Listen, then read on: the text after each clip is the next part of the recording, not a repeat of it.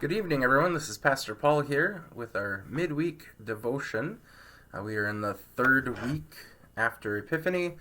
So this evening we are going to be discussing 1 Corinthians chapter 7, verses 29 to 31. If you want to pull that up in your own Bibles. Otherwise, we'll also have it hopefully on the screen. I apologize. I'm not sure what happened last Sunday, but all the text that was supposed to be the whole screen got pushed all the way to the side. So apologies for that. I'm hoping it was just a glitch. Our editing software that we use went through a recent update, and the website that we use was completely new. So I'm hoping that it was just a bug that they've now fixed. But we'll see. If not, we'll have to find some other creative means of leading worship. If scrolling text edited into the video is no longer an option. But you still got to hear the service and see Aurora and myself. I've heard several compliments on Aurora's reading, and I agree. It was wonderful. So it was great to hear that. If you haven't watched that service yet, I would encourage you to go back and do that. The second Sunday after Epiphany. So yeah. As always, if you have prayer concerns, please don't hesitate to share those with me. Post those in the comments below so we can pray for one another. I want to give thanks to everyone who has been praying for my parents specifically. They're doing a lot better. Most of their symptoms are completely gone. Doctors feel that they are no longer infectious. And so my mom is going to be returning to work shortly, and my dad starting next week. So many thanks for all the prayers for them and for everyone else in our community. We continue to lift up prayers for those who continue to deal with COVID. I've heard some names, but haven't gotten the official okay to make them public. So I haven't done that. But please know that there are community members that are suffering with this illness, and keep them in your thoughts and prayers. So with that, I invite us to dive right in to our text this evening. 1 Corinthians chapter 7, verses 29 through 31. Paul writes, "Brothers and sisters, the appointed time has grown short. From now on, let even those who have wives be as though they had none, and those who mourn as though they were not mourning, and those who rejoice as though they were not rejoicing, and those who buy as though they had no possessions, and those who deal with the world as though they had no dealings with it. For the present form of this world is passing away." Here ends our reading. All right, so a couple things about this text, about Corinthians in general. I admire the Apostle Paul and his diligence and work with the early church and the advice that he often gives. I'm not always crazy about what he says, though. And here I think is one example, partially of not fully agreeing with his interpretation of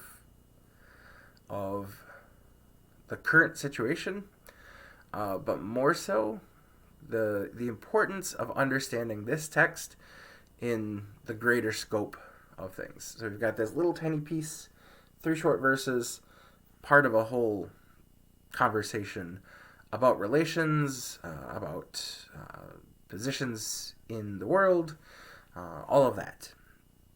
So chapter 7 actually starts off with talking about being in relations, that if you're married, it's actually parts of it are really good. It's saying that wives, you should be responsible to your husbands, but husbands, you should be responsible to your wives.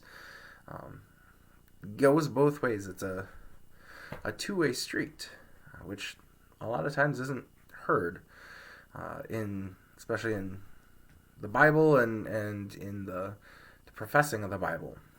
A lot of times that second part gets left off. But it's important, the mutual accountability in that. He has some really great points, saying that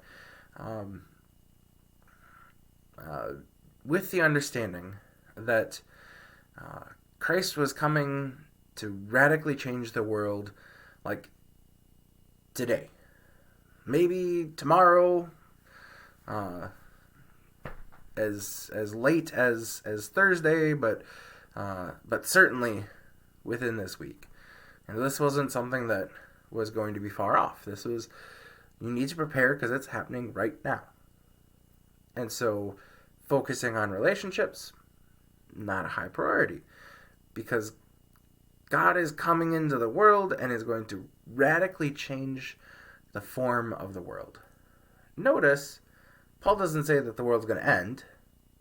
Paul doesn't say that creation will cease. Just that the structure of it, this form, will be radically changed. The present form of this world is passing away. Not the present world is passing away, the form of it. Now, in that context, with that understanding, it makes sense that you wouldn't focus on relationships too much. Because something new is coming. Something big. Something life-changing and eternal is happening. And we in the church still believe in that. We still profess that, we are entering into a new time and a new understanding with God in the world. That we are part of something bigger, part of God's kingdom, and realizing God's kingdom in this world. That we are realizing how things in heaven are is how they should, could, and will be here on earth. So that's what Paul's talking about. Now, obviously, this was written,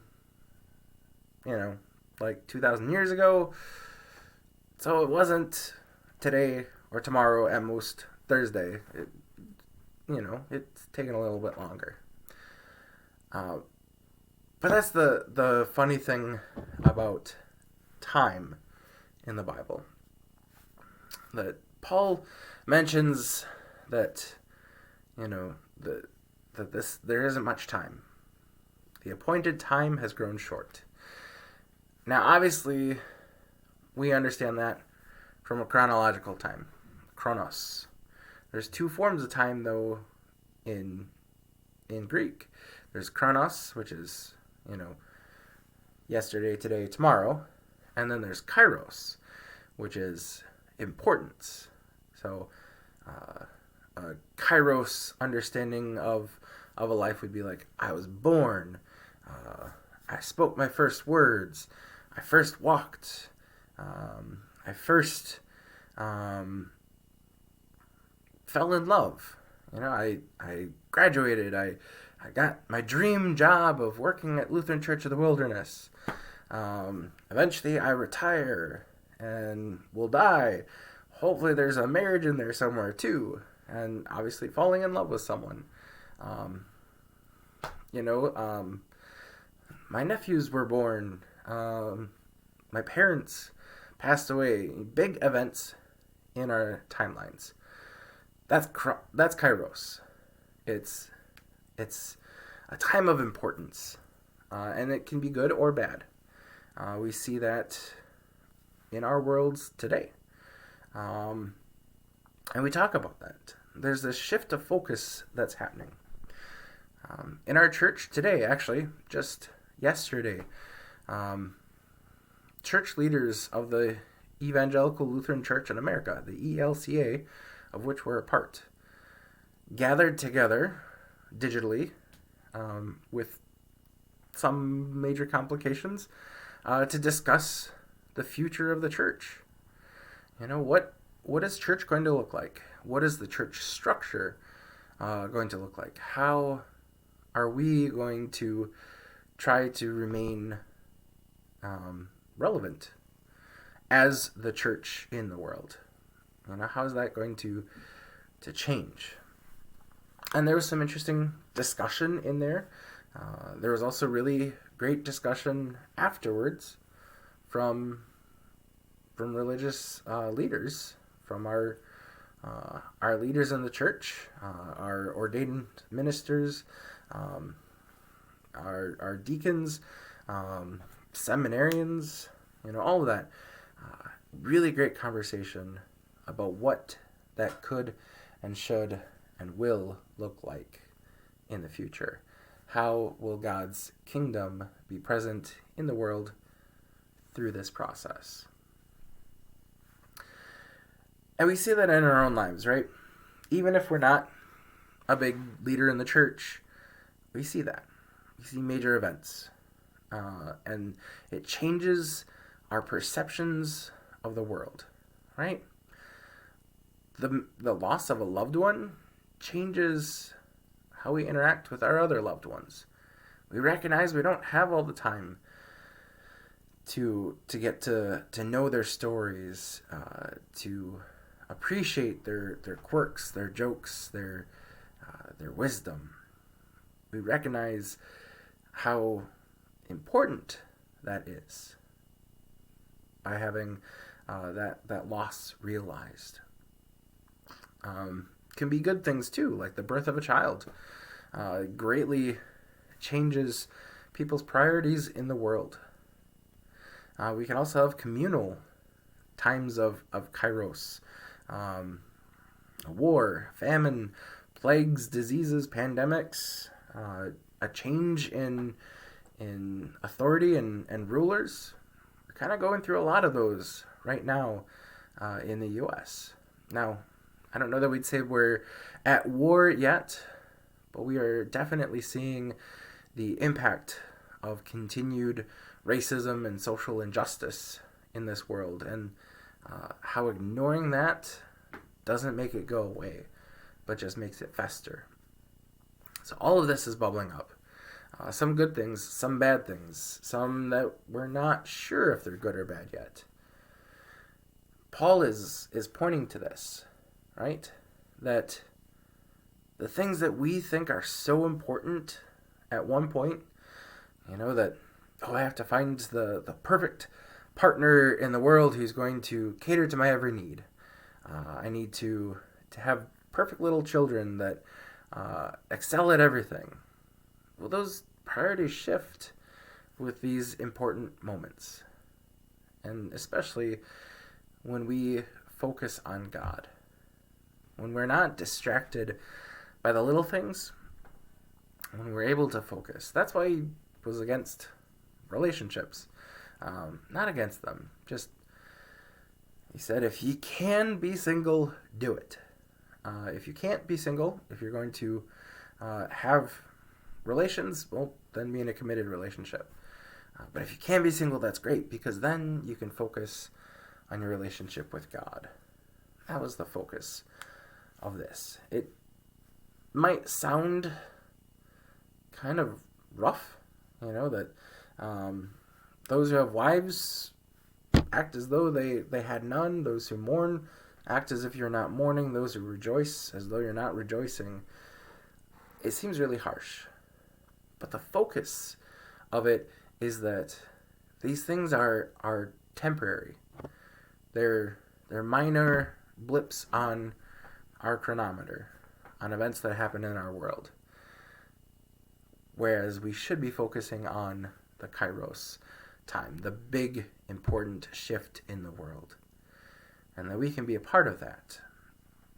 So whether it's in the church or in other aspects of our lives, inviting God into those moments. And in fact, putting God first can radically change our perception of the world, right? If we worry about Will our country have enough resources to remain a wealthy nation? That changes your priorities instead of focusing on Scripture, of loving your neighbor. If we put wealth first, it means we have to put neighbors lower on that list.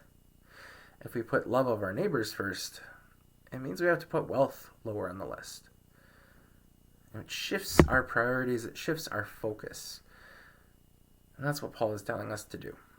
Not that, you can ignore some of that stuff that Paul talks about. He mentions in there a couple times that these are his beliefs. This is his understanding, that he tries to be faithful. But the important thing is to focus on the fact that he is pointing towards God. That when we focus on God, all those other things, they make more sense in the grand scheme of loving God. It helps us to prioritize in a better way. And so, in honor, or with that in mind, I invite you to join me in singing our hymn this evening, We Walk by Faith. Blessings, everyone.